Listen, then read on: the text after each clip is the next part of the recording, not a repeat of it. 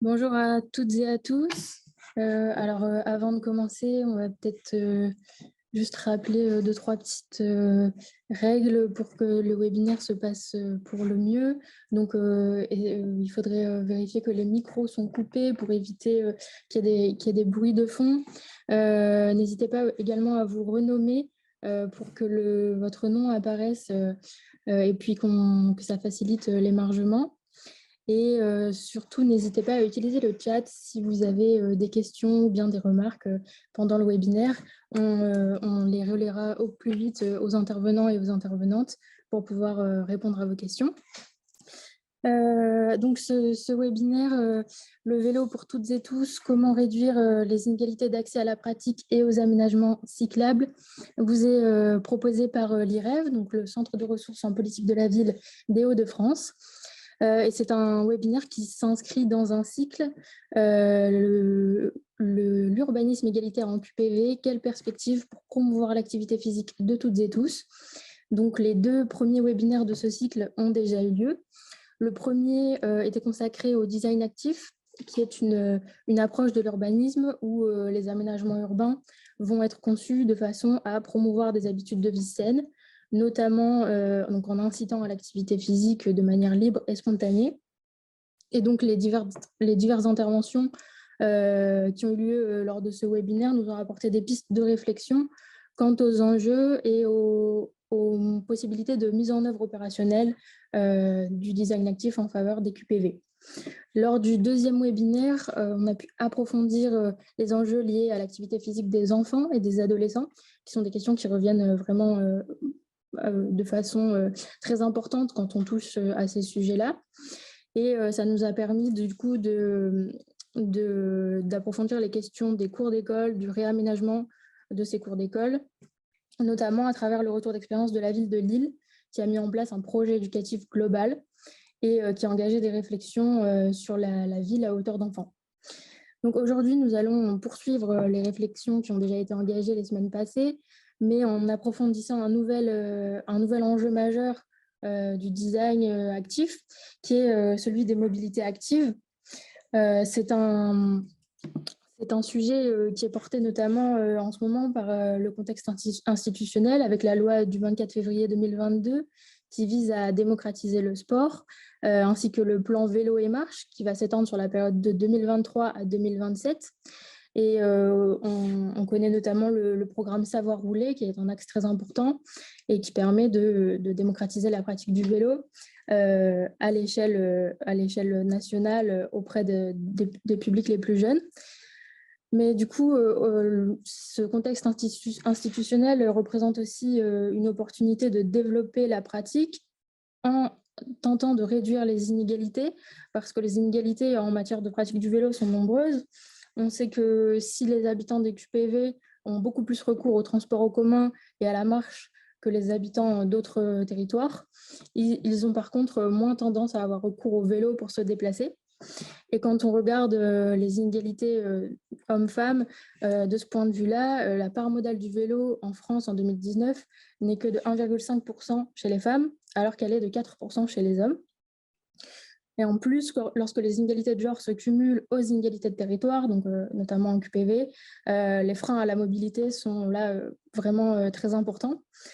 Donc, en plus, quand on sait qu'il y a des impératifs de transition écologique qui sont de plus en plus pressants dans notre société et que du coup, les incitations à l'utilisation du vélo sont de plus en plus fortes, c'est un phénomène qui demande réflexion et il se cumule en plus au fait que la sédentarité est croissante à la fois chez les femmes et chez les hommes et surtout très prégnante chez les jeunes.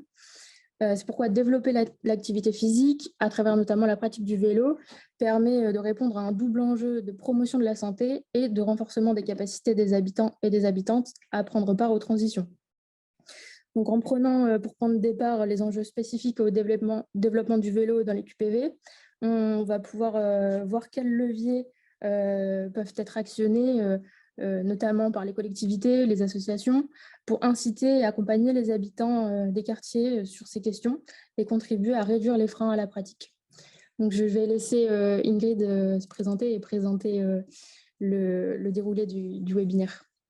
Merci Inès. Donc moi je suis Ingrid Dequin, je suis responsable du pôle prévention des discriminations à l'IREB, le centre de ressources de la politique de la ville des Hauts-de-France. Donc je co-animerai ce webinaire avec Inès Tavernier qui nous accompagne sur la mise en place de ce cycle de webinaire qui se termine aujourd'hui et qui travaillera également sur les capitalisations. Nous vous mettrons quelques liens dans le chat, notamment de bibliographie, de sélection de ressources et les replays des 2 précédents. Pour ce webinaire, le programme sera donc le suivant. Nous aurons donc une première intervention de Clément Duzon, qui est donc expert formateur à l'Académie des mobilités actives, qui est docteur et auteur d'une thèse sur la pratique du vélo en banlieue parisienne, qui va un petit peu nous aider à objectiver les inégalités d'usage du vélo au prisme du genre et du territoire, pour aussi pouvoir contextualiser les problématiques auxquelles nous sommes peut-être face sur les territoires et essayer d'avoir des réponses les plus adaptées. Et puis, nous aurons ensuite 2 interventions sur les freins, la levée des freins à la pratique du vélo, et notamment sur les conditions, méthodes de mobilisation des publics qui en sont aussi le plus éloignés. Et donc, nous aurons la chance d'écouter Charlotte Bizio, qui est chargée de développement au Secours populaire, accompagnée de Florent Rémy et Aurélie Boutelier de l'association Béthune Bas Carbone pour le projet Pop Vélo à Neux-les-Mines. Et puis, nous aurons aussi l'intervention d'Alessandra Machado, qui est directrice de l'association Passerelle, qui intervient plutôt sur la métropole et notamment Lille. Voilà en tout cas pour le programme. Et donc, nous allons laisser la parole à Clément Duzon pour nous présenter une partie de ses travaux, des enseignements et de nous aider à mieux comprendre l'organisation des inégalités et les réponses qu'on peut y donner. Voilà Clément, on te laisse la parole. Merci Ingrid et merci Inès aussi pour la présentation. Est-ce que vous m'entendez bien? Parfait, super. Normalement, j'ai partagé mon écran que vous devez bien voir également. Donc, je vais pouvoir commencer. Donc, voilà, comme ça a été présenté, moi, je travaille à l'Académie des mobilités actives, qui est un programme de la FUB, donc de la Fédération des usagers de la bicyclette, que vous connaissez peut-être, et qui est du coup la Fédération des assos locales vélo. Et donc, le titre de notre webinaire, je vais le rappeler, et c'est dans ce cadre-là que je vais intervenir. Le vélo pour toutes, tous et toutes, comment réduire les inégalités d'accès à la pratique et aux aménagements. Et comme l'a dit Ingrid, j'ai fait le choix de parler de 2 thématiques.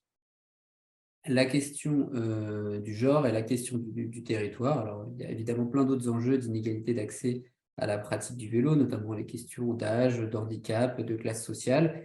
Mais voilà, là, dans le cadre de cette présentation, je vais parler de ces 2 sujets. Ce sont aussi les 2 sujets que je connais le mieux, donc c'est pour ça que je me permets d'avoir fait ce choix.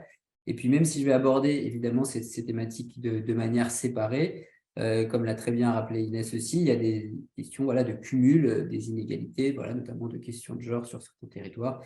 Donc, même si je vais les aborder un peu en silo, il y a évidemment des parallèles et des liens à faire. Donc, n'hésitez pas, si vous avez des questions ou des remarques justement pour faire des liens, n'hésitez pas à intervenir dans le chat pour faire ces liens-là que moi, peut-être je ne me permettrai pas de faire dans le cadre de cette intervention. Et ça n'échappe à personne, mais voilà, on est aujourd'hui en France dans un contexte de forte pratique de l'usage du vélo, et Inès l'a également dit, avec aussi une volonté politique de développer le vélo. Et donc, ce que je vais essayer de faire, c'est d'essayer de comprendre un peu comment évoluent les inégalités d'accès au vélo à travers le prisme du genre et des territoires, dans un contexte qui est bien particulier, qui est le contexte de la France actuellement, avec une politique et une croissance de l'usage du vélo qui est déjà entamé depuis quelques temps, notamment d'abord dans les villes-centres, mais on le verra, qui a tendance à se diffuser dans les autres territoires. Je vais commencer par vous présenter un graphique et je vais vous laisser réfléchir ou intervenir dans le chat pour essayer d'essayer de trouver une explication à ce graphique où on voit voilà, différents territoires, différentes agglomérations françaises qui sont projetées sur un graphique où on voit en bas, on a le taux d'utilisateurs du vélo, donc le nombre de personnes qui, dans les enquêtes de mobilité de ces territoires-là, répondent être cyclistes réguliers ou occasionnels. Et à gauche, on a la part de femmes parmi les utilisateurs du vélo. Donc, je vous laisse regarder quelques petites secondes ce graphique, d'essayer de voir ce que vous comprenez. Et si quelqu'un d'ailleurs dans le chat, vous avez une idée sur ce que vous en comprenez, n'hésitez pas à intervenir. Et donc, ce qu'on peut voir, c'est qu'on a par exemple la ville de Strasbourg qui apparaît nettement, qui ressort de ce graphique, qui est par exemple tout à droite en termes du taux d'utilisateurs. Donc, Strasbourg, vous le savez peut-être, est une des villes de France où il y a le plus d'utilisateurs et le plus d'usage du vélo au quotidien. Et également une des communes, en tout cas une des agglomérations où la part de femmes est la plus importante, parce que vous voyez que si on prend l'axe des ordonnées, on a près de un peu moins de 50% des utilisateurs et utilisatrices du vélo qui sont donc des utilisatrices. Et par contre, quand on regarde les autres villes, on voit que plus on a une part d'utilisateurs ou d'utilisatrices du vélo qui diminue, plus la part de femmes diminue également. Et donc, on voit par exemple que dans les agglomérations françaises où la pratique du vélo est la moins développée, comme on voit en bas à gauche du graphique, à Saint-Étienne, à Brive ou à Brest, et ben c'est là également qu'on a une part de femmes parmi les utilisateurs, les utilisatrices qui est le plus faible. Et donc, ce qu'on sait dans la littérature, d'une manière générale, c'est qu'on sait voilà, que plus il y a de cyclistes, plus il va y avoir de femmes parmi les cyclistes et que cette part va approcher la parité. Et donc les 50%, c'est un peu ce qu'on sait dans la littérature, à la fois au niveau national, mais aussi au niveau international. On verra après quand on compare des pays. Et donc, on a des inégalités de pratique et d'usage du vélo entre les hommes et les femmes, mais comment les expliquer? Et ça, la recherche, que ce soit française ou encore une fois internationale, nous donne pas mal de pistes pour essayer de comprendre ça. Alors évidemment, toutes ces pistes sont à replacer dans un contexte de socialisation différenciée entre les hommes et les femmes, qui correspondent notamment à des stéréotypes de genre. Et donc, on voit bien qu'on a des inégalités que j'ai essayé de regrouper selon 4 thématiques. Des inégalités qui sont déjà inhérentes aux pratiques de mobilité, parce qu'on sait qu'entre les hommes et les femmes, en fait, les déplacements, au-delà même de l'objet vélo et des déplacements à vélo, on sait que les hommes et les femmes ne font pas les mêmes types de déplacements. Typiquement, il y a une répartition inégale des déplacements domestiques. Donc, typiquement, les déplacements à motif achat, donc aller faire les courses, ou déplacements à motif d'accompagnement des enfants, sont davantage des déplacements réalisés par les femmes. Également que l'arrivée des enfants dans un ménage, souvent en fait c'est davantage les femmes qui s'en occupent, notamment pour des déplacements à motif d'accompagnement comme j'ai dit juste avant. Il y a aussi des déplacements du coup qui sont plus complexes parmi les femmes, donc des déplacements plus morcelés, où les femmes par exemple vont davantage par exemple aller faire des courses avant d'aller au travail, ou faire des courses en revenant du travail, déposer des enfants ou ramener des enfants. Alors ça ne veut pas dire que les hommes ne le font pas, mais en proportion, on sait que les femmes sont davantage responsables de ces déplacements-là. Et aussi, d'une manière générale, des villes qui sont moins accessibles aussi aux femmes pour plein de raisons qu'on connaît déjà. Et donc, ces éléments-là font que forcément, lors du développement d'une pratique du vélo ou d'une pratique qui est peu développée ou peu accessible pour des déplacements à motif d'achat-course ou d'accompagnement des enfants, forcément, les déplacements des femmes sont plus contraints pour aller vers ce nouveau mode ou des nouvelles pratiques qui sont peu adaptées, avec peu de services prévus pour accompagner ses enfants à vélo, peu de types de vélo jusqu'à présent, on va voir parce que ça évolue, pour accompagner ses enfants, ce genre de choses. On a aussi des inégalités qui sont liées au danger et à la perception du danger. Encore une fois, là, voilà, c'est des hommes et femmes en France, dans les sociétés occidentales, on est socialisés différemment au risque et au danger de la route. Alors, encore une fois, ce n'est pas spécifique au vélo, mais la perception du danger, chez les hommes et chez les femmes, elle est différente, ce qui est lié à des socialisations différentes et puis à des attentes de stéréotypes de genre qui sont également différents. Et du coup, notamment, la sensibilité à l'absence d'aménagement ne va pas être la même entre les hommes et les femmes. Les femmes vont être plus sensibles à l'absence d'aménagement. Et à l'inverse, quand il y aura des aménagements cyclables bien séparés, bien sécurisés, on sait par exemple que ça va attirer davantage de nouveaux cyclistes femmes que de nouveaux cyclistes hommes. Parce que voilà, on a cette perception de la sécurité qui qui est différenciée entre hommes et femmes du fait de notre socialisation. Des inégalités aussi concernant la question de l'effort et de la perception de l'effort. Encore une fois, ce n'est pas spécifique au vélo, mais le vélo est du coup influencé, la pratique du vélo est donc influencée par ça. On a des inégalités où on sait que les femmes font moins d'activité physique que les hommes, que c'est moins bien vu aussi pour correspondre aux stéréotypes de genre, et aussi par exemple une sensibilité aux aléas climatiques où les femmes vont être plus sensibles, typiquement à la météo, à la mauvaise météo, notamment pour l'usage du vélo. Donc ça, c'est des choses qu'on voit ici dans d'autres pays, notamment des pays où il neige beaucoup, ce genre de choses. Et enfin, la quatrième catégorie qui permet d'expliquer, entre autres, voilà, les inégalités de genre en termes de pratique du vélo, c'est des questions d'inégalités liées à l'éducation, à la socialisation, notamment au rapport au risque et à la règle, c'est ce que j'ai déjà un peu rappelé tout à l'heure sur la question du danger, mais aussi l'internalisation des normes de féminité dominantes, notamment par exemple sur le fait d'être habillé d'une certaine manière ou d'avoir une certaine tenue qui va peut-être moins correspondre à des attentes liées à la pratique du vélo. On va s'attendre à ce que les femmes, typiquement, voilà, au travail, par exemple, il y a des contraintes qu'on impose aux femmes sur les tenues vestimentaires, sur la manière de se présenter, sur le maquillage, sur la tenue, sur la coiffure, qui sont moins adaptées à l'évolution de certaines pratiques, et notamment à des pratiques physiques pour se rendre au travail, comme à l'usage du vélo.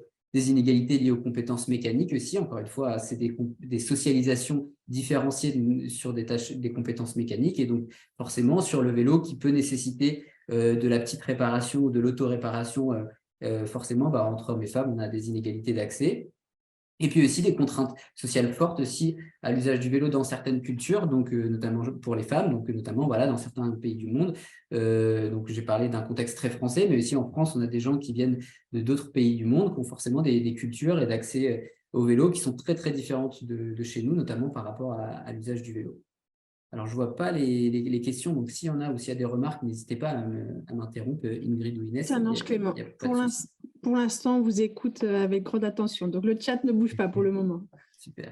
Et donc, je n'ai pas mis la liste des ressources directement dans ma présentation, mais si vous envoyez après Ingrid et Inès le support, vous pourrez cliquer sur le lien, notamment de chacune des endroits où vous pourrez retrouver l'ensemble des ressources, et notamment des recherches qui montrent tout ça. Et donc, si on continue, tout à l'heure, je vous ai présenté un graphique avec des communes des territoires français. Donc là, c'est un peu le même graphique. Alors là, ce n'est pas un taux d'utilisateurs, mais c'est des parts modales vélo, mais ça revient à la même chose. Donc la part des déplacements qui sont faits à vélo sur l'ensemble des déplacements.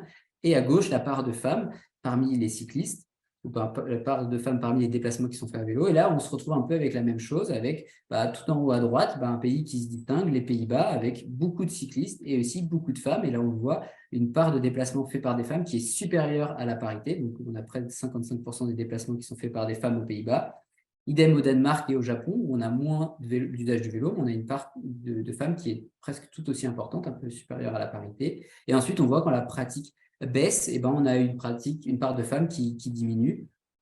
Et tout à l'heure, Inès a répété les chiffres de l'enquête de 2019 qui dit que voilà, il y aurait une part modale de 4%, part modale du vélo de 4% chez les hommes contre 1,5% chez les femmes. Alors moi, c'est un autre chiffre, puisque du coup, c'est un chiffre d'une enquête précédente qui date de 2008. On savait qu'on avait 38% des déplacements en 2008 qui étaient à vélo, qui étaient faits par des femmes. Donc toujours un peu cette même logique. Plus il y a de cyclistes, plus il y a de femmes parmi les cyclistes.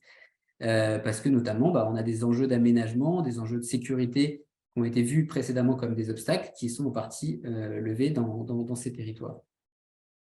Donc, les Pays-Bas, beaucoup mieux aménagés, Danemark aussi, et le Japon. Mais on peut se poser la question, d'accord, on a une part modale similaire, voire même légèrement supérieure pour les femmes dans ces pays.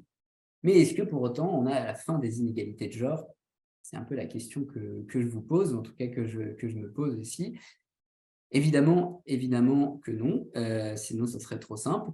Donc tout à l'heure, on a évoqué plein d'inégalités d'accès, la question de la perception du danger, que les femmes, par exemple, sont plus sensibles au risque. Et donc forcément, dans un pays où il y a beaucoup d'aménagements cyclables, on va se retrouver par exemple avec plus de femmes. Et pourtant, par exemple, les questions d'inégalité de déplacement à motif d'accompagnement, accompagner les enfants dans ces pays, en fait, sont des pratiques qui se font énormément à vélo. Et donc là, je vous ai présenté deux exemples, donc le cas du Japon et le cas des Pays-Bas. En fait, aux Pays-Bas comme au Japon, on a même des mots pour désigner ces vélos, ou en tout cas ces mamans à vélo qui déposent les enfants à l'école et qui vont faire les courses, donc les mamachari au Japon, c'est le nom pour désigner ce type de vélo, et Bike Fits Modder aux Pays-Bas. Et donc, j'ai cherché un peu des petits extraits qui essayent de présenter un peu ces inégalités de genre dans ces deux pays. Et donc, ce que j'ai trouvé, c'est par exemple un extrait d'une vidéo sur YouTube que j'ai trouvé. J'ai tapé Mama Chari sur YouTube. Et dans cette vidéo, avec la voix off, donc je vous lis ce que dit la voix off. Donc, une vidéo faite par le Japon qui nous dit « Transporter ses enfants sans danger, mais aussi rentrer chez soi après avoir fait ses courses. Voilà comment on fait au Japon. Dans les villes japonaises, nombreuses sont les bicyclettes de ce genre, appelées Mama Chari en argot. Cela signifie bécane de maman. Elles ont été spécialement conçues pour faciliter la vie et les déplacements des mamans toujours occupées. » Donc voilà, c'est l'idée de se dire que voilà, en fait, dans un système où les femmes font beaucoup de vélo et où le vélo est développé, en fait, on a des inégalités de genre qui vont se prolonger avec voilà, notamment ces questions d'inégalité de motifs de déplacement avec les enfants qui se prolongent. Idem là sur les Pays-Bas. Donc là, c'est l'extrait d'un article scientifique où l'auteur de l'article cite un article de presse datant de 2006, où il dit « Le vélo cargo devrait faciliter les choses, et c'est probablement le cas, mais il semble que le vélo amplifie le fardeau qu'elle porte dans des proportions théâtrales. » Et là, il fait donc l'auteur de presse de l'époque néerlandais imagine une phrase d'une maman néerlandaise sur un vélo cargo, et il dit « Dégage de mon chemin, je passe, j'ai 2 enfants, des sacs pleins de courses, une carrière, c'est pour ça que je suis au téléphone, connard. » Donc, cette idée que voilà, au final, en fait, ce qui va se passer, c'est que la pratique du vélo va plutôt, développement de la pratique et une certaine pratique, notamment pour les déplacements des enfants, va amplifier ou en tout cas prolonger les inégalités de pratique déjà existantes. Et en France, on a une croissance de l'usage du vélo chez les femmes. Et du coup, je suis allé regarder notamment chez les vendeurs de vélos cargo ce qui se passait quand on allait dans des boutiques françaises. Et donc, voilà, je me suis rendu compte que on avait beaucoup de femmes dans les pubs. Donc, je vais essayer d'accélérer un peu parce que je vois que je prends du retard. Mais voilà, je me suis rendu compte qu'on avait beaucoup de femmes dans les vélos cargo qui étaient vendus en France, en tout cas dans les marques. Alors, ça ne veut pas dire qu'il y a uniquement des femmes dans les pubs, mais en tout cas, il y a encore ces questions d'inégalité qui se prolongent. Pareil, au moment où je cherchais des documents et des images sur les femmes sur des vélos cargo, une amie m'a envoyé une photo du Maïf Mag de ce mois-ci, où on a un vélo cargo, et évidemment, qui est à la commande de ce vélo cargo, c'est aussi une maman. Donc voilà, donc pas mal d'éléments. Je ne vais peut-être pas avoir le temps de parler de ça, parce que sinon je vais prendre du retard, et donc je vais juste aller à ma phrase de conclusion sur cette partie, et du coup se dire que voilà, la diffusion de l'usage du vélo chez les femmes ne réduit pas nécessairement les inégalités de genre, mais il peut aussi bien sûr les prolonger et les intensifier, et c'est ce qu'on observe déjà dans certains pays où la pratique du vélo est développée chez les femmes, et ce qu'on est en train, je pense, d'observer également en France. Je n'ai pas vu s'il y avait des questions. Non, il n'y en a pas. Donc, je vais continuer sur les questions de territoire, et pour essayer de respecter le temps qui m'est imparti. Et donc là, pour prendre exemple sur ces questions de territoire, je vous ai présenté le périmètre de la métropole européenne de Lille, qui est découpé en trois territoires, donc l'île-Centre, la couronne urbaine et le reste de la métropole, pour se poser la question de comment évolue la pratique du vélo entre ces territoires. Et en fait, c'est assez simple, on a des enquêtes de mobilité qui sont disponibles et qui nous permettent, depuis les années 80, depuis 87, la première enquête, de voir comment évolue la pratique. Et donc, si vous reprenez à droite, vous avez les différents découpages que je vous ai montrés. Donc, c'est un travail qui a été fait par Richer et Rabot en 2019. Et en fait, ils se sont rendus compte que la pratique dans le reste de la métropole européenne de Lille, donc en grande périphérie, en fait, n'a cessé de chuter depuis 87, alors qu'à l'inverse, l'usage du vélo pour les déplacements au centre de l'île, dans l'île-centre, pardon, il n'a cessé d'augmenter. Et donc, en fait, on a eu une sorte de renversement de la pratique du vélo entre le centre et la périphérie sur ces 30 dernières années. Et donc, au final, aujourd'hui, on a une forte pratique au centre-ville qui est en train de se diffuser progressivement aux autres territoires, mais voilà, qui est inverse d'une pratique qu'on avait il y a 30 ans. Et pour illustrer ça, j'ai aussi pris l'exemple de Strasbourg. Donc là, Strasbourg, c'est un peu la même chose qu'on observe, sauf que là, on a des enquêtes qui sont légèrement décalées. Et là, on observe que à Strasbourg-Centre, on a une pratique du centre-ville qui était faible dans les années 80 et supérieure en grande périphérie, au final, tout comme à Lille, mais que la pratique du centre a déjà redémarré et s'est déjà aussi propagée en proche périphérie. On voit que le décrochage qu'il y avait entre le centre et la proche périphérie de Strasbourg en 2009, en fait, a été réduit en 2019. Et donc, ce qui est intéressant, c'est de voir un peu aussi selon les territoires, et notamment au sein des QPV, qu'est-ce qui peut se passer. Et donc, voilà, si on prend Strasbourg-Centre, à droite, vous avez les chiffres des parts modales du vélo dans Strasbourg-Centre qui augmentent sur l'ensemble des enquêtes, de 88 à 2019, ça n'a cessé d'augmenter. Et ensuite, dans les quartiers de la proche périphérie, donc tous les quartiers que je vous affiche avec les flèches, vous voyez que tous les quartiers ont baissé entre 88 et 97 en termes de pratique du vélo. Ensuite, entre les deux enquêtes suivantes, ils ont tous augmenté, sauf un territoire, pour ensuite tous augmenter sur la dernière intervalle, donc entre 2009 et 2019. Et donc, il y a un territoire, on va dire, qui se distingue un peu dans l'approche périphérie, au moment où la pratique du centre s'est diffusée à l'approche périphérie. Et donc, il y a un quartier qui se distingue, c'est le quartier ouest de Strasbourg. Et je vous le donne en mille, c'est le quartier de Strasbourg, en tout cas la zone de Strasbourg, où on a les QPV, notamment de Haute-Pierre et de Cronenbourg. Et donc, en fait, ce qui est intéressant, c'est de voir qu'on a certes des différences de pratique entre les territoires de QPV et le reste de l'approche périphérie, mais qu'à l'enquête suivante, il y a un rattrapage, ou en tout cas, on va dire que ces territoires se mettent un peu en ordre de marche en termes d'évolution et de la pratique du vélo. Donc, il y a un décalage temporel. Comme on a pu le voir tout à l'heure, on a parlé de décalage temporaire de la pratique chez les femmes qui augmente au moment où la pratique croît. Au final, là, c'est un peu pareil dans cette proche périphérie strasbourgeoise. Et puis ensuite, si on prend la grande périphérie, là, c'est un peu plus singulier parce qu'on a des territoires qui sont plus ou moins urbanisés. Et en fait, les territoires qui sont en retard dans l'augmentation de la pratique sur la dernière enquête, c'est plutôt les territoires qui sont très ruraux. Comment expliquer ce qui se passe, cette diffusion spatiale? Je vais bientôt finir.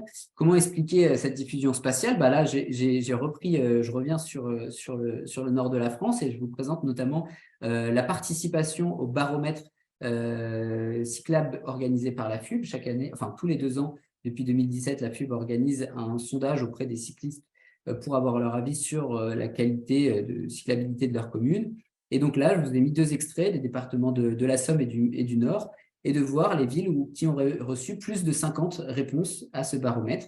Et donc, ce qui est intéressant, c'est que dans la Somme, comme c'est le cas dans le Nord aussi, mais dans tous les autres départements français, on voit qu'on a une participation qui était très forte dans les centres-villes, ou en tout cas dans les villes-centres des agglomérations, qui en 2021 a tendance à se diffuser à l'approche périphérie. Et on voit notamment dans le département du Nord, en 2021, en fait, on a presque toutes les communes de la métropole européenne de Lille qui ont plus de 50 répondants, ce qui était moins le cas en 2019. Donc, on a cette diffusion de la mobilisation citoyenne en faveur du vélo au sein des territoires, depuis le cœur des agglomérations et notamment des centres urbains. Et on voit ici sur le littoral du Nord, pareil, voilà, qui se diffuse là plutôt le long de la côte, le long des communes urbanisées de la côte.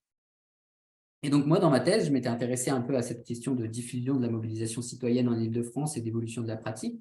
Et en fait, je m'étais rendu compte que cette mobilisation citoyenne, elle interagissait avec d'autres facteurs qui étaient la mobilité résidentielle, donc le fait que les gens déménagent et que, en fait, voilà, les gens qui partent du centre-ville pour acquérir une maison plus grande, un logement plus grand, notamment avec l'arrivée des enfants, et vont en fait exporter certaines pratiques, à la fois des pratiques de mobilité et des pratiques de mobilisation citoyenne aussi au sein des associations, dans d'autres territoires qui vont investir. Et puis aussi, forcément, les politiques publiques, elles vont s'adapter à l'arrivée de ces nouveaux habitants et aussi à une diffusion aussi de la culture cyclable et des politiques cyclables en faveur du vélo dans ces territoires. Donc, on a une sorte de mouvement centrifuge de proche en proche qui va se faire au sein des territoires, donc qui a été illustré par la carte que je vous ai présentée sur la participation, notamment dans le Nord et dans la Somme, dans le cadre des baromètres de la FUB. Et donc, pour essayer de finir sur la question des QPV par rapport à ces territoires, en fait, ces différents facteurs, à la fois mobilité résidentielle, mobilisation citoyenne et politique publique, il y a aussi des écarts qui peuvent être liés. Alors là, c'est plutôt des hypothèses parce que moi, je n'ai pas spécifiquement étudié ces territoires, mais voilà, des particularités liées au QPV sur ces thématiques, parce que par exemple, les trajectoires résidentielles, elles sont différentes. On sait que les gens qui investissent du logement social, par exemple, ont des trajectoires résidentielles qui sont tout autres que les gens qui sont dans le parc privé, notamment dans l'acquisition de logements, notamment, voilà, il y a des inerties beaucoup plus grandes, des gens qui bougent moins, qui sont plus contraints dans leur trajectoire. Donc, forcément, cette trajectoire centrifuge que je vous ai évoquée, des gens qui partent du centre de l'agglomération pour aller vers sa périphérie, dans les QPV, c'est moins vrai. Donc, forcément, on a des processus qui sont différents, des contraintes qui sont liées aux caractéristiques de l'habitat aussi, notamment sur la question, par exemple, du stationnement du vélo, qui est moins simple que dans des logements individuels, que ces gens des centres-villes peuvent investir au cours du mobilité résidentielle, des représentations du vélo qui sont différentes aussi. Voilà, tout à l'heure, on a parlé des questions d'inégalité d'accès chez les femmes dans certains pays du monde par rapport à l'usage du vélo. On a aussi des représentations du vélo qui sont très différentes dans d'autres pays, et je pense que ça doit vous parler pour ceux qui sont sur le terrain, ou avec des représentations vraiment en différence. La mobilisation citoyenne, également des enjeux. On sait que voilà, l'investissement et le temps investi dans des associations, il n'est pas également réparti au sein de la population. Il y a des populations qui ont davantage de capital et de temps pour l'investir. Et donc aussi, forcément, on sait que dans les QPV, il peut y avoir un enjeu d'investissement et de mobilisation citoyenne en faveur de certains enjeux, notamment des questions d'inégalité d'accès aux offres de transport, ou notamment au vélo. Et enfin, aussi sur la question des politiques publiques, voilà, dans les QPV, il y a aussi des arbitrages politiques et financiers qui sont différents dans les autres territoires, parce qu'il y a d'autres enjeux. Mais aussi, je pense, un élément important, la question de la représentation et des actions dominées par les politiques des villes-centres, parce que comme on l'a dit, puisque le retour du vélo se fait depuis les centres urbains vers sa périphérie, forcément, il y a une nécessité à la fois de repenser des nouvelles politiques publiques et des actions en faveur du vélo qui sont différentes de celles des centres-villes, à la fois parce que la forme urbaine, mais aussi les populations et les enjeux ne sont pas les mêmes. Et donc, forcément, ça nécessite une réinvention, un renouveau dans la vision des politiques cyclables qu'il faut reprendre en main au moment où les QPV ou les territoires de périphérie se mettent au vélo. Et donc, pour essayer de conclure, un peu comme sur la question du genre, voilà, c'est de se dire que en fait, la diffusion spatiale du vélo qui se fait depuis les centres vers sa périphérie, en fait, elle va plus ou moins s'adapter à la mosaïque en fait, socio-spatiale des territoires, et que forcément, les QPV vont vivre aussi ce retour du vélo et vont y être touchés à un moment, mais forcément des critères, des vitesses et des moments qui sont peut-être différents des autres territoires. Voilà, j'arrive sur la fin de ma présentation. Si vous avez des questions, n'hésitez pas à les poser dans le chat, j'essaierai d'y répondre. Et je m'excuse pour le petit retard. Il n'y a pas de souci. Justement, on a 2 petites questions dans le chat. Une, alors vous n'avez peut-être pas forcément les éléments de réponse, mais une concernant le vélo à assistance électrique. Florent Rémy voudrait savoir si ça influe sur les inégalités à la pratique, parce qu'a priori en Belgique, les chiffres montrent que le vélo à assistance électrique est utilisé de manière paritaire par les hommes et les femmes, contrairement au vélo sans assistance. Donc j'imagine que ça influe quand même, ça apporte des modifications sur ces facteurs d'inégalité. Oui, tout à fait.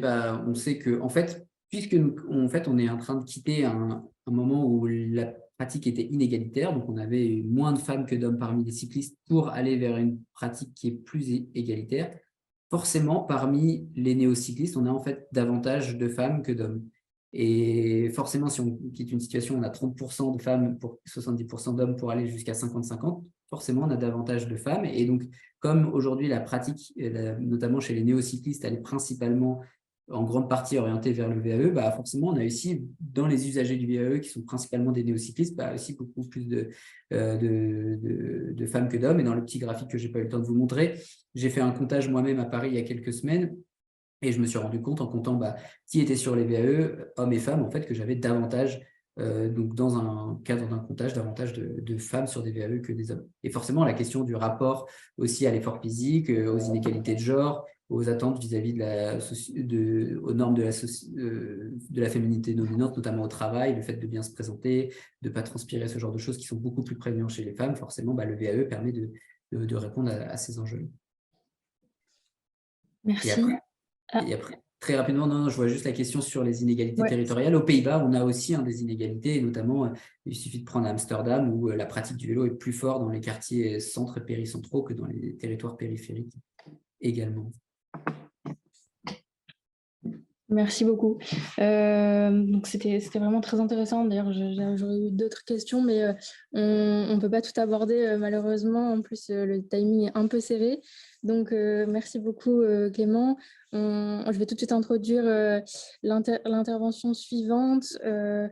Donc oui, on a vu que lever les freins à l'usage du vélo, ça passe évidemment dans une certaine mesure par une action sur l'urbanisme. En fait, c'est vraiment nécessaire de concevoir des aménagements cyclables qui sont plus adaptés à toutes et à tous, plus inclusifs et surtout plus sécurisés. Par contre, l'urbanisme ne fait pas tout et il y a aussi toute une réflexion sur l'accompagnement qui doit être faite pour lever les freins à la pratique qui sont plus personnels ou qui touchent aux représentations sociétales. Donc, on va tout de suite s'intéresser à un projet d'accompagnement justement dans la levée des freins à la pratique du vélo.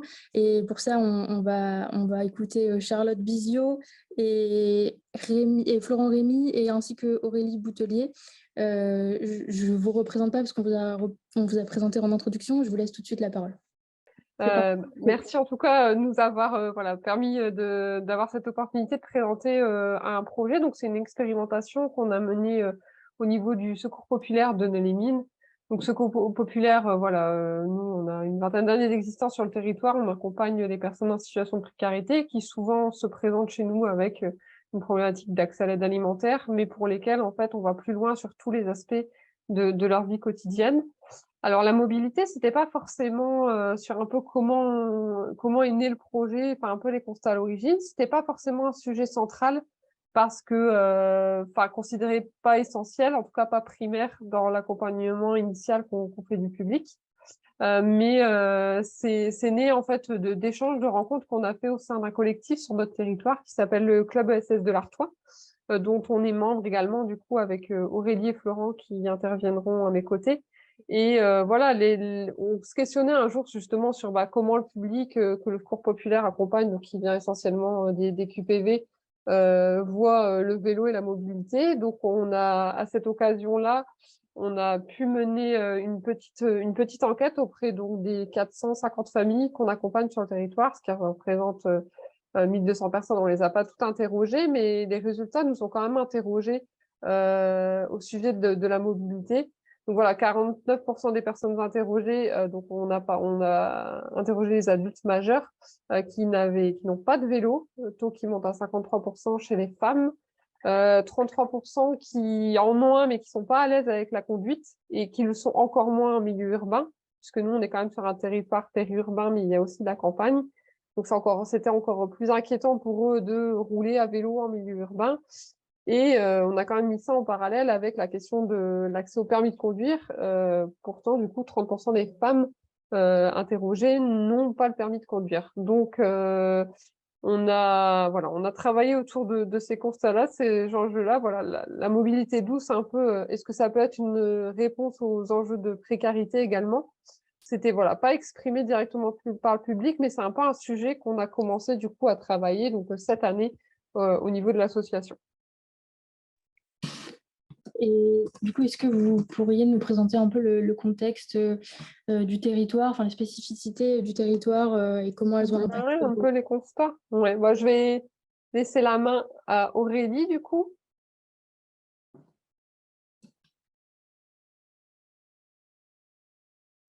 Si elle nous entend.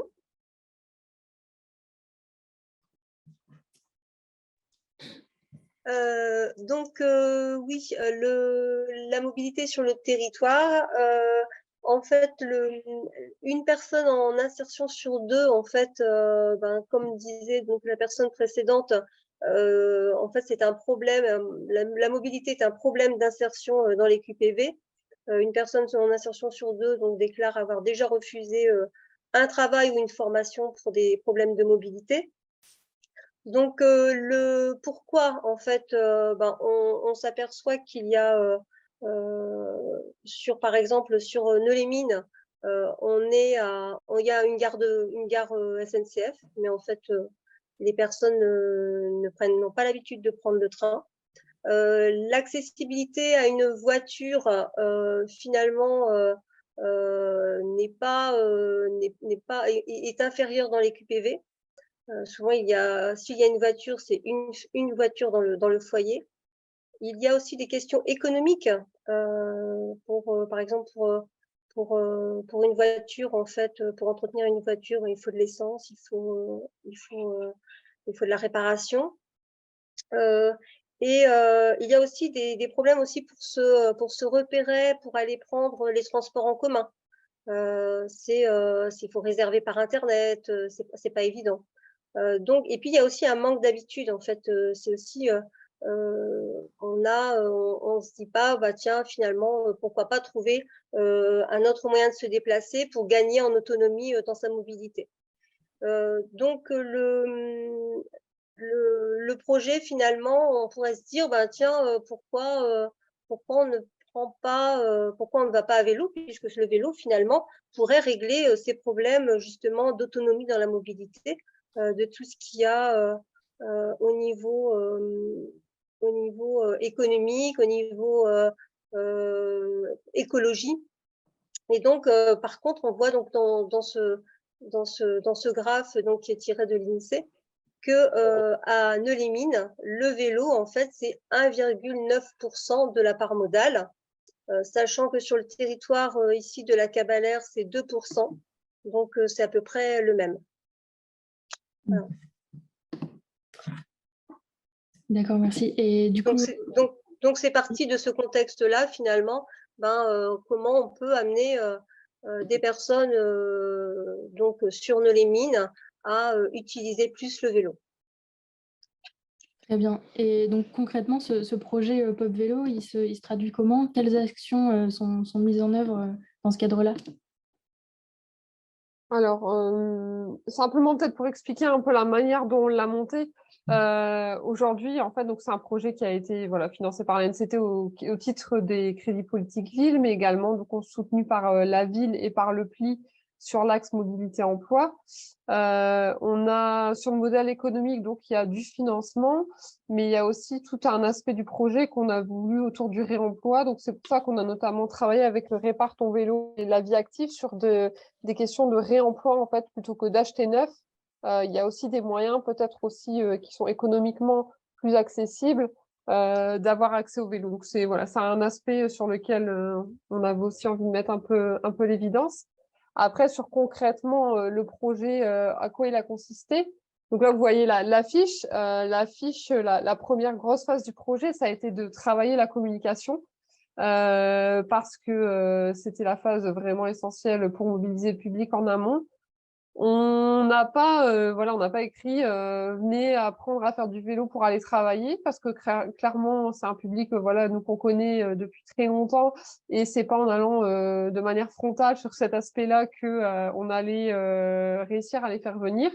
Donc on a travaillé une communication autour d'un vélo ou d'accessoires à gagner à la fin du projet, un peu en mode challenge, et puis mobiliser le public. Donc, ça a été de la communication dans la ville et la communication auprès des personnes et auprès de tous les partenaires relais aussi qu'il y avait sur le territoire, comme par exemple le Conseil citoyen de la ville ou le centre d'hébergement qui a ouvert récemment sur la commune, avec lequel on a aussi beaucoup travaillé pour la mobilisation du public.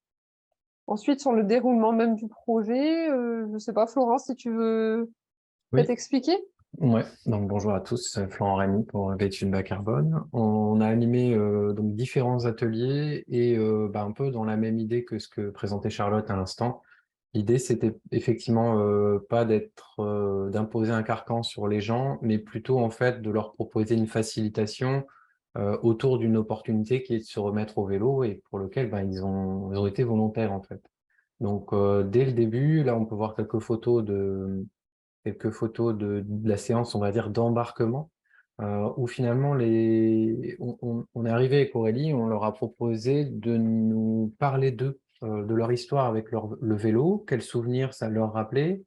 On est vraiment parti de leur expérience propre, et on les a questionnés sur, voilà, vous avez cette opportunité-là, qu'est-ce que vous souhaitez en faire? Donc, il y a différents usages qu'on verra après qui sont ressortis. Différentes appréhensions. Quand on parle aussi de lever les freins à son utilisation, ça part des utilisateurs. Hein. Concrètement, dans la salle, qu'est-ce qui vous empêche aujourd'hui de le faire? Donc, ce projet, il a consisté, donc, après cette petite phase d'embarquement et d'acculturation, à un certain nombre d'ateliers, notamment d'autoréparation. On en parlait en introduction tout à l'heure, c'est l'un des freins et celui-là, effectivement, il nécessite un peu de formation et surtout, il nécessite, on va dire, le fait d'oser le faire. Alors pour ça, en tête de méthode pédagogique, déjà, on est parti sur des binômes, comme on peut le voir en photographie. Et ce type d'atelier démarre par un autodiagnostic. Ils font un petit peu, on essaie de les rassurer et de leur proposer de le faire d'abord eux-mêmes, sans notre aide, pour finalement avec leur bon sens, qu'est-ce qu'ils observent sur leur vélo? Est-ce qu'ils partiraient en balade avec ce vélo-là? Et ensuite, on vient un petit peu contrôler, etc., pour voir s'ils sont dans les clous. Ensuite, ils décident des travaux qu'ils souhaitent faire.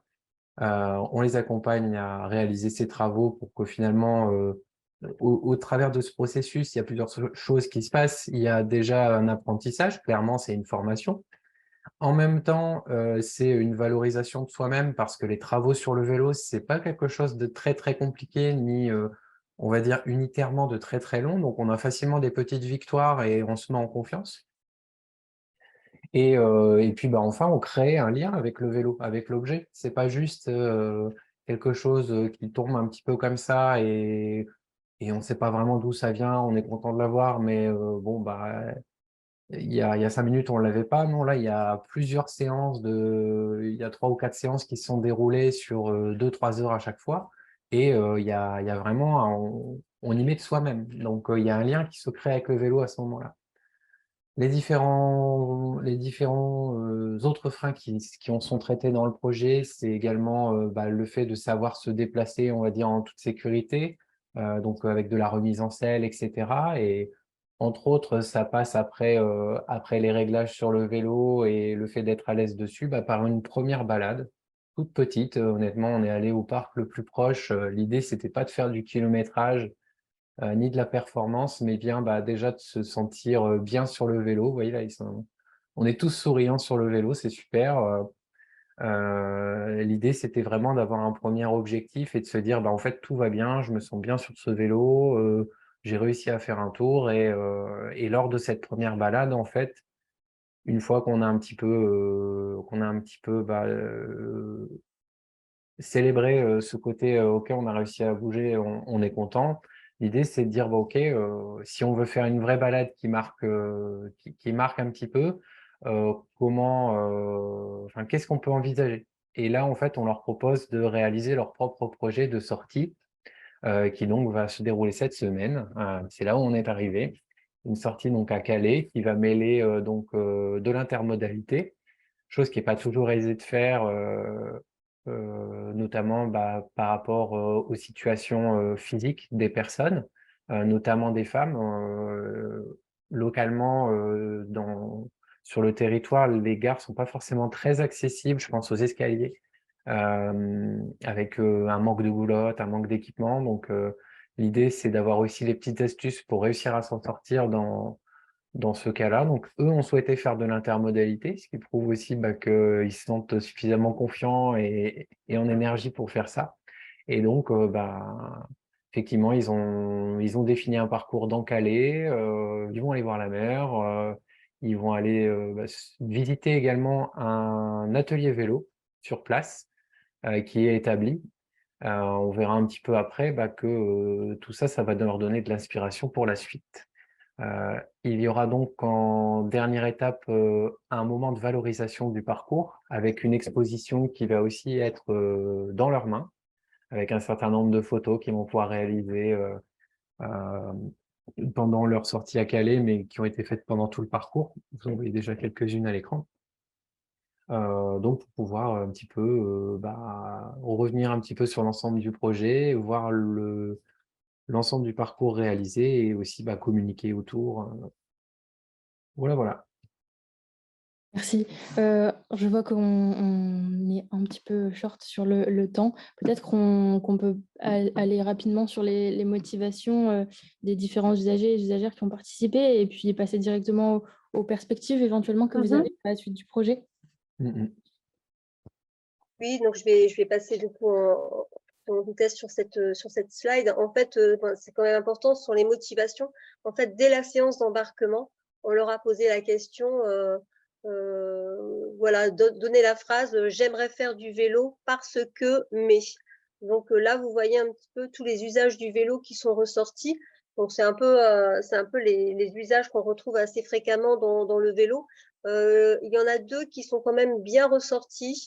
Il y a une notion de parentalité, c'est comment j'accompagne mon enfant à vélo, soit pour l'amener à l'école, soit pour l'accompagner dans les loisirs, et aussi même, pourquoi pas, encadrer des sorties scolaires, donc aller au-delà, passer un agrément pour encadrer des enfants, c'est-à-dire et enseigner le vélo à mes enfants.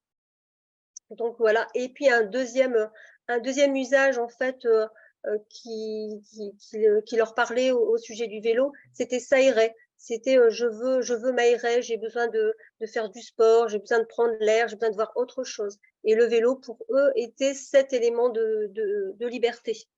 Donc voilà, donc là je vais passer et puis et par contre le frein, mais quand même, c'est que la plupart en fait et même tous je dirais n'ont pas de vélo. Donc c'était un gros frein quand même pour faire du vélo.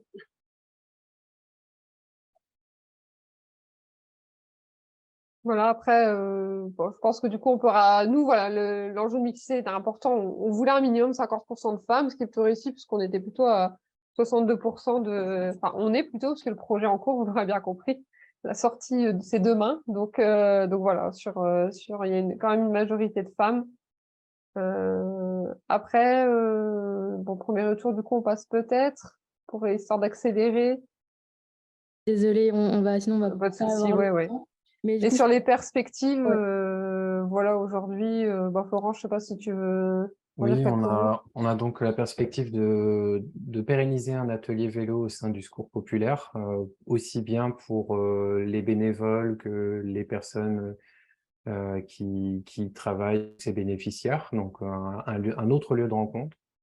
Et également sur le territoire, alors côté Béthune bas carbone, on propose une autre façon d'aborder cette problématique avec des publics en difficulté, en l'occurrence les jeunes. Un projet en roue libre vers un job durable, où là pour le coup, l'emploi est dans le titre et l'usage pensé, l'accompagnement pensé sera autour du vélo taf.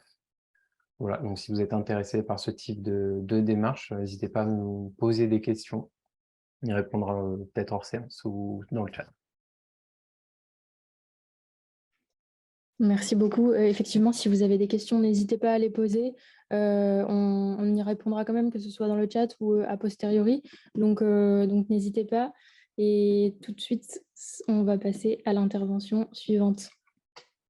Ouais, merci Inès. Nous, on va enchaîner donc avec la dernière intervention, Alessandra Machado, qui est directrice de l'association Passerelle, qui intervient auprès des femmes des quartiers populaires pour leur proposer des solutions afin de pratiquer davantage d'activités physiques.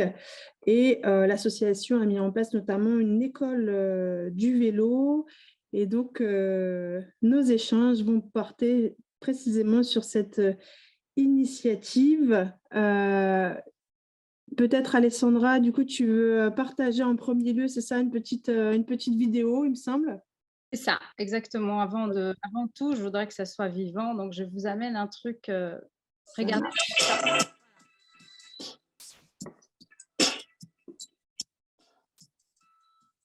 Cette semaine, Pas de quartier vous amène à Lille, là où l'association Passerelle propose des cours de sport 100% féminins dans différents quartiers de la ville.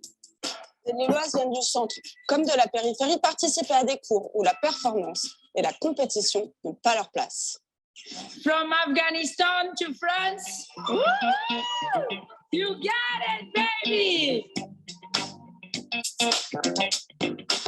I come from Afghanistan. This is the first time that I'm trying to learn bike. C'est qui a réussi aujourd'hui?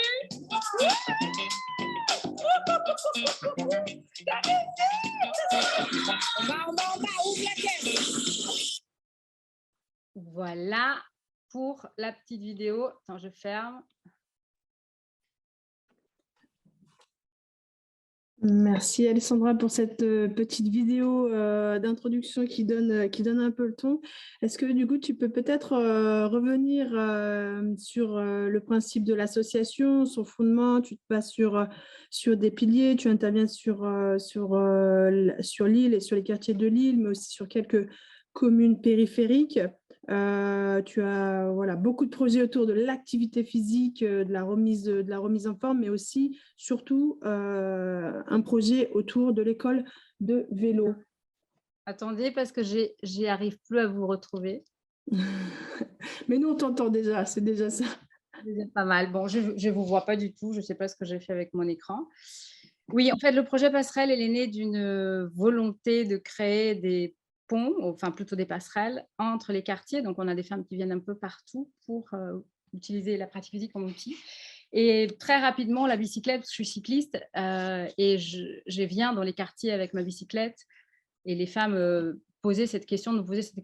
Enfin, nous, on ne fait pas de vélo, comment on fait pour le faire? Et avec l'Hélice d'insertion, qui est une structure d'insertion du quartier, qui a aussi une flotte à vélo, on a organisé cette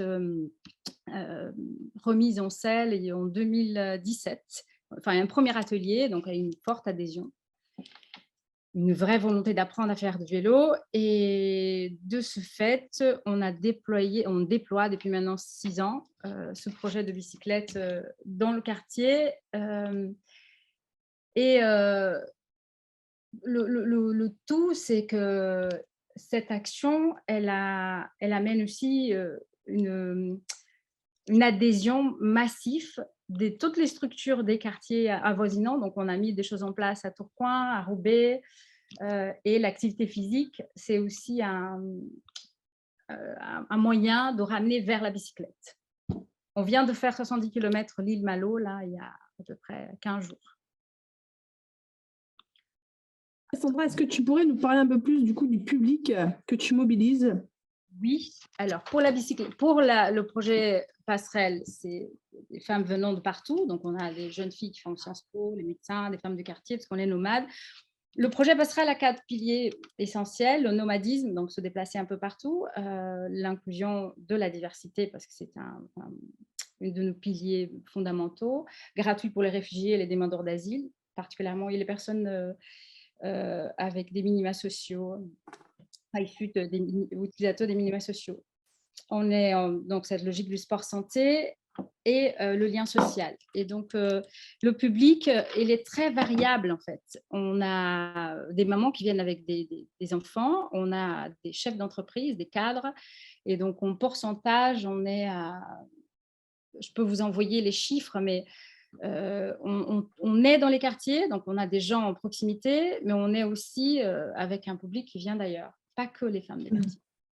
D'accord. Du coup, tu travailles aussi finalement sur les apprentissages de base, sur la levée des freins. Est-ce que tu peux, voilà, toi, de ton regard d'encadrant, de professionnel, un peu nous contextualiser finalement le moment où, voilà, où ces femmes viennent solliciter l'association pour pratiquer du vélo. Est-ce que tu peux un peu évoquer quels sont les freins finalement à la pratique qui sont évoqués? Alors, ils sont nombreux, les freins. Je pense que l'intervenant qui a parlé tout au début, il a bien défini ces problématiques de la bicyclette pour les femmes de façon générale, et particulièrement dans certains cadres. Mais moi, ce que je me rends compte, c'est qu'il suffit de favoriser des espaces et que cela génère une adhésion. Je crois qu'il y a une histoire d'offre aussi, adaptée à des besoins réels parce qu'on a mis dans ce projet en selle des priorités dont, par exemple, des moments où on va faire l'activité physique, on doit faire du pilates ou du yoga. On démarre à 9h du matin, les ateliers ont fait 1 heure de pilates, et ensuite on a un temps où on partage un thé, un café, on parle de la vie, et puis après, il y a l'apprentissage de la bicyclette, et de temps en temps des séances d'autoréparation. Mais enfin, c'est plus empirique en fait, et ça passe vraiment sur une forme de compréhension de l'environnement et adaptation. Par exemple, avoir un enfant ne doit pas empêcher de venir apprendre à faire du vélo ou faire de l'activité physique. Donc, si c'est le cas, elles ramènent leurs enfants. Donc, il y a pas mal de choses comme ça qui peuvent faire sauter les freins et faire avec donc, cette logique d'aller vers et de ne pas faire pour, mais faire avec.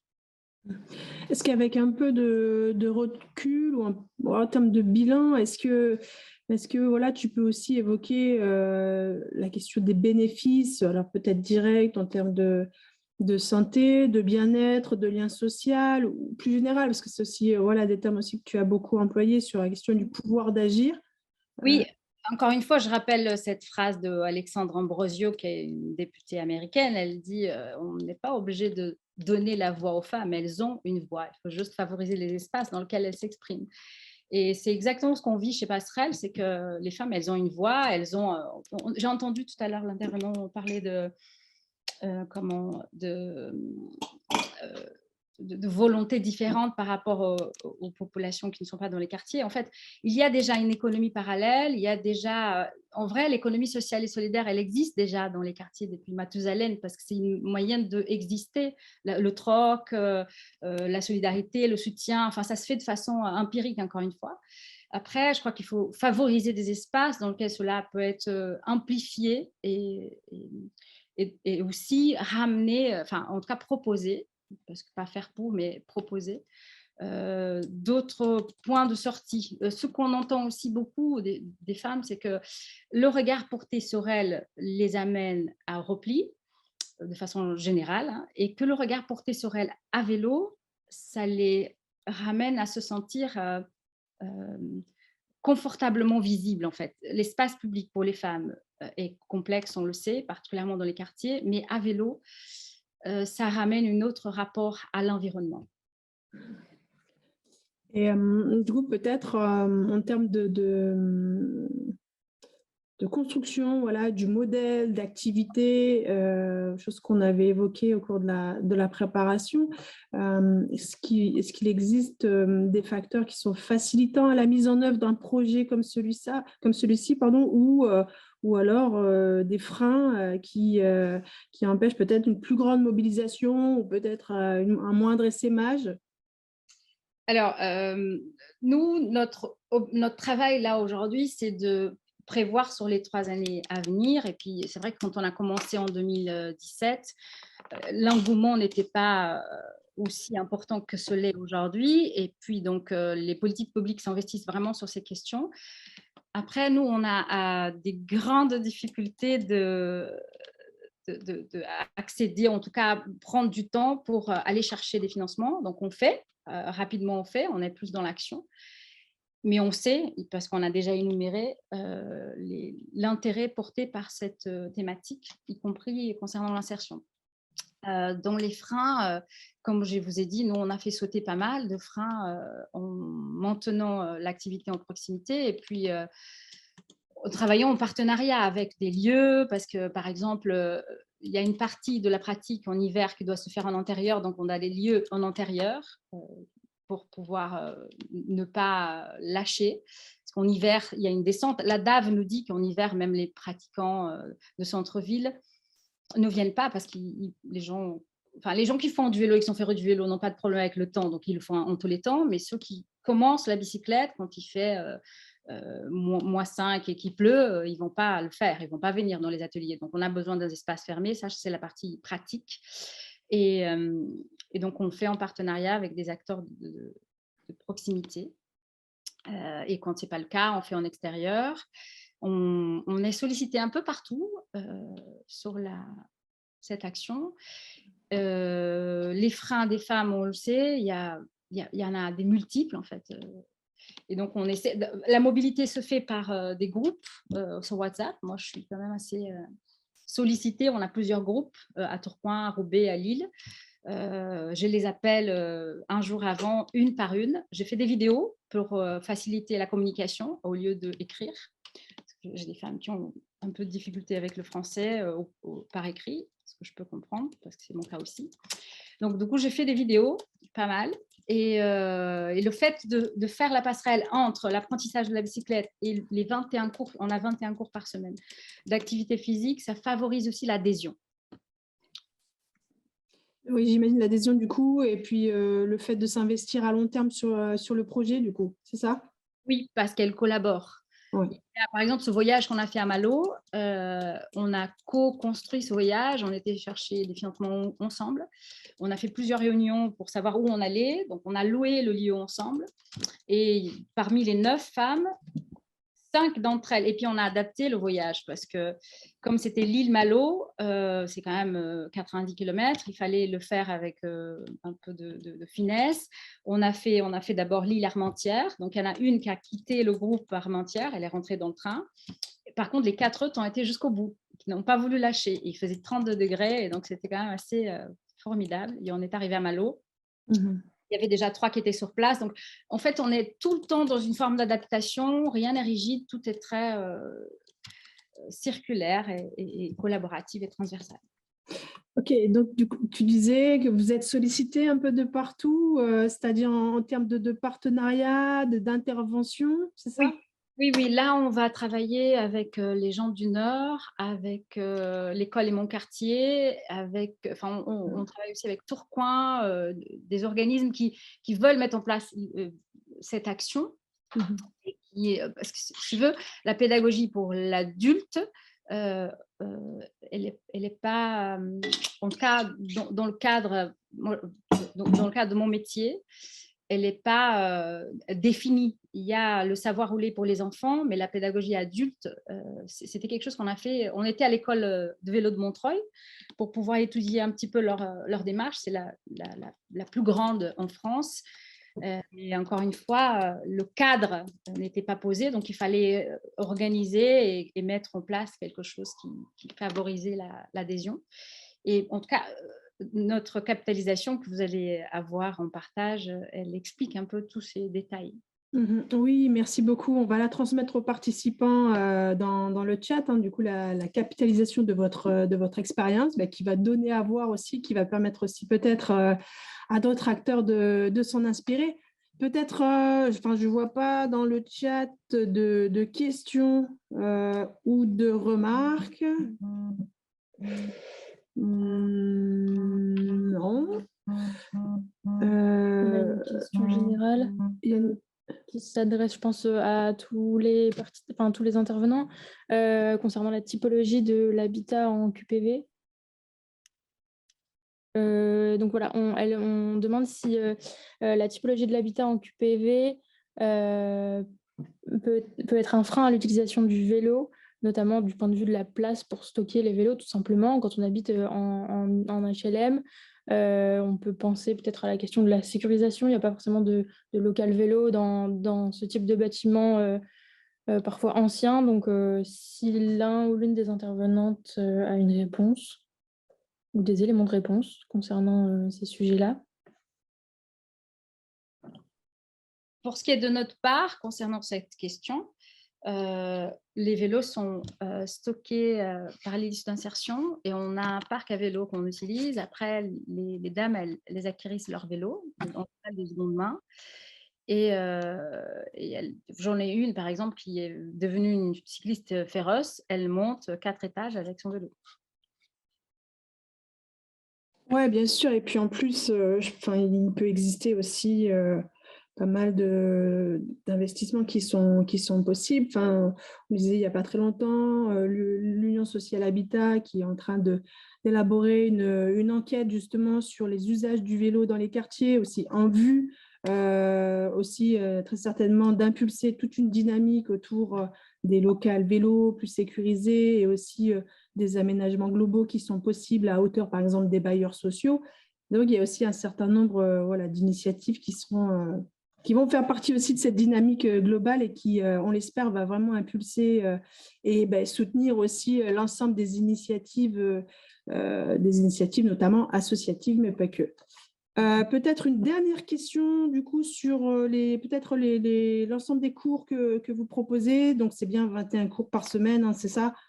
Avec la possibilité de choisir, en fait. Oui, en fait, c'est 21 cours d'activité physique par semaine. Après les ateliers de vélo, on en a, le cours de vélo, le projet s'appelle Ancel. On en a un à Tourcoing, on a un à l'île Sud, on a un à Moulins et un à Fives. Donc, on en a 4 par semaine. l'idée de l'activité physique, c'est faire des passerelles entre l'apprentissage de la bicyclette et l'activité physique dans sa globalité, mais aussi favoriser la démarche de devenir soi-même animatrice ou sportif ou mobilisation à travers l'enseignement de la pratique du vélo. Parce qu'il y a un CQP qui vient de sortir, nous on est en train de bosser là-dessus, puisqu'on a des femmes qui font partie du projet qui voudraient elles-mêmes animer de l'apprentissage de la bicyclette, parce qu'il va falloir, vu que nous on veut déployer cette école de vélo. Très bien, merci beaucoup Alessandra, merci à l'ensemble des intervenants. On arrive à la fin de ce webinaire. On a dépassé un petit peu le timing, mais je pense que vous ne nous en voudrez pas au vu de la richesse des interventions. Peut-être que vous rappelez en conclusion que ce webinaire fait partie d'une série de webinaires qu'on a mis en place plus généralement sur les questions d'urbanisme égalitaire, en prenant la notion de design actif qui peut s'appliquer sur un ensemble d'espaces publics, avec l'enjeu de les rendre plus égalitaires, plus inclusifs. On a travaillé quelques supports pour vous permettre aussi, à tête reposée, d'aller revoir ces notions. On a un web documentaire qui intervient plutôt sur le versant des espaces publics sportifs extérieurs, des espaces ludosportifs, avec des exemples européens aussi qui donnent à voir la manière dont on pourrait faire, avec l'idée essentielle sur ce filage qu'on a essayé d'avoir aussi un deuxième webinaire sur la mobilisation des plus jeunes, question d'éducation, de mobilisation des services éducatifs, mais pas que, aussi tout le travail de transversalité au sein des collectivités qui peut s'opérer. C'est aussi la mobilisation des premiers concernés. Alors, non pas pour définir forcément que l'espace, comment l'aménager, mais aussi parler des questions d'usage qui peut aussi donner à voir les freins qui peuvent exister. Et donc voilà, c'est de comprendre à travers ces 3 webinaires où vous avez les liens dans le chat pour les replays, pour la bibliographie qui vous a été préparée par notre collègue Vianney et la synthèse qui sera disponible dans quelques jours, de revoir l'ensemble de ces notions. On a essayé d'avoir une approche à la fois systémique, mais avoir aussi quelques focus, comme ça a été le cas aujourd'hui. Et voilà, nous espérons que ça vous a plu et que ça vous a donné en tout cas matière à réfléchir et à intervenir. On va rester à votre disposition pour la suite. Vous avez nos coordonnées sur le site de l'IREV, bien sûr, et on va vous transmettre, bien sûr, à l'issue, l'ensemble des éléments de capitalisation, des supports d'intervention. Et nous vous remercions beaucoup pour votre participation et votre mobilisation au cours des 3 webinaires. Et je remercie, bien sûr, Inès pour tout ce travail accompli. À très bientôt. Au revoir. Merci, au revoir.